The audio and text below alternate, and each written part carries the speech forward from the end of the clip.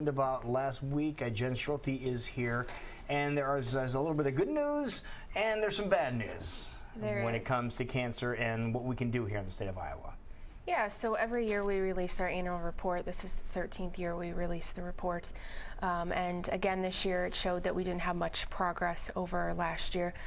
We had multiple areas where we can continue to improve, and it's something we push at the legislature each year. Two of those specifically is the restricting the use of tanning for minors, and then also the prevention and control funding for tobacco.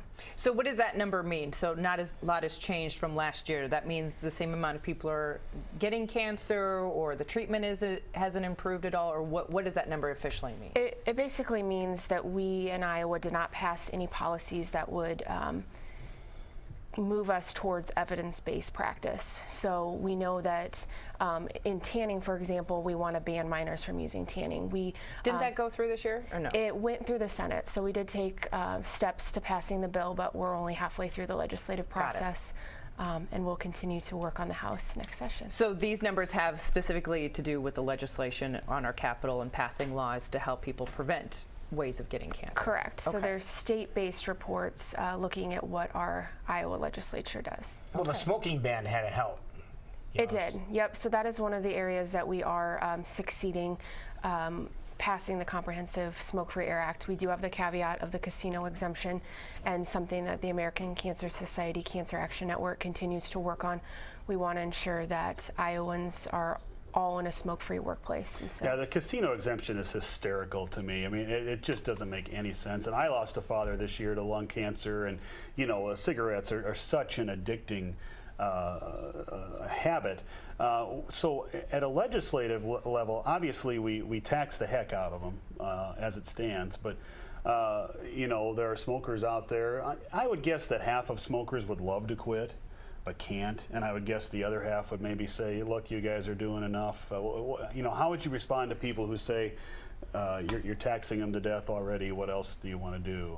Well, I'll say the three things to prevent tobacco use are to increase the tobacco tax, properly fund the Iowa Department of Public Health Tobacco Division, which is a community-based approach, and then the Smoke-Free Air Act. We are getting green or successfully succeeding in one of those areas. As far as the tobacco tax is concerned, we're actually about 24 cents under the national average. Oh, wow. So we are or will sometime in the future work on. Do you really see a correlation for, say, if you raised it a quarter for a pack, will that decrease the amount of people that smoke? I think to have an effective policy, you need at least a $1 increase in the tobacco tax. Right now we're at about $1.36, so we would have to see almost a $2.36, like a $1 increase in that. And that would make people think twice by saying, you know what, that's a little too much, that's out of my price range. That would stop people from doing it? Research shows that it's kind of that $1. And then as far as getting people to quit, again, we have the Department of Public Health that has the tobacco funding. They do community-based approach. They're in all 99 counties. They have the quit line for cessation options for Iowans to utilize as well.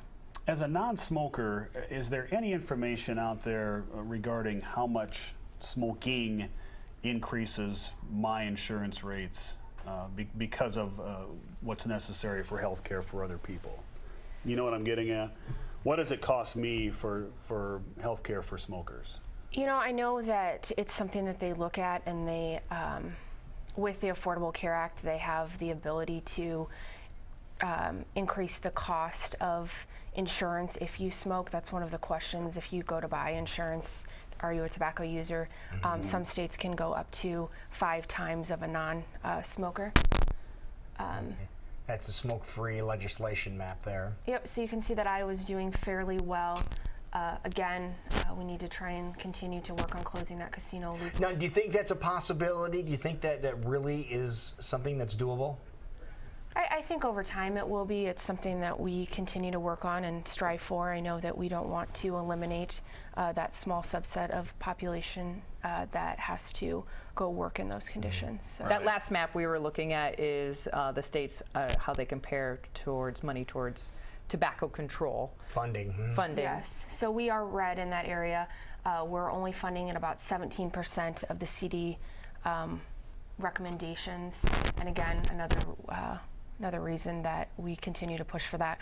We're starting to see our youth and adult tobacco rates rise in Iowa, which is concerning to us. How powerful is the tobacco lobby? Is it as powerful as it has ever been, or has its kind of reach been shortened a bit? They're fairly effective. They do have a lot of money and a lot of lobbyists, and can get things done when they need to. Are we seeing a resurgence, or have the numbers not changed because of the inhalers now, or does that have nothing to do with just regular tobacco cigarettes? Or the vapors, I should say. You know, that's a good question. I think that people are definitely exploring the e-cigarette option.